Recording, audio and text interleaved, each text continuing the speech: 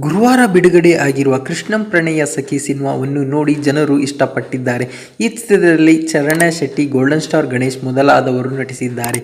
ಈ ಚಿತ್ರದಿಂದ ಗಣೇಶ್ ಅವರು ಗೆಲುವು ಕಂಡಿದ್ದಾರೆ.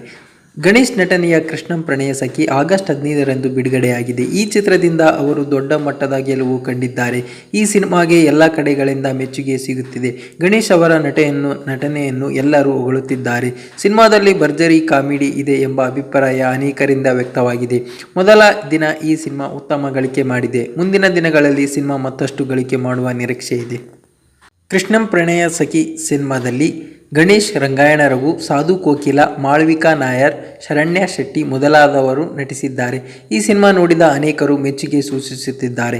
ಈ ಚಿತ್ರ ಮೊದಲ ದಿನ 1.25 ಕೋಟಿ ರೂಪಾಯಿ ಗಳಿಕೆ ಮಾಡಿದೆ ಎಂದು ವೆಬ್ಸೈಟ್ ವರದಿ ಮಾಡಿದೆ. ಇಂದು ಆಗಸ್ಟ್ 16 ಶನಿವಾರ, ಆಗಸ್ಟ್ 17 ಭಾನುವಾರ, ಆಗಸ್ಟ್ 18 ಸಿನಿಮಾ ಒಳ್ಳೆಯ ಕಲೆಕ್ಷನ್ ಮಾಡುವ ನಿರೀಕ್ಷೆ ಇದೆ.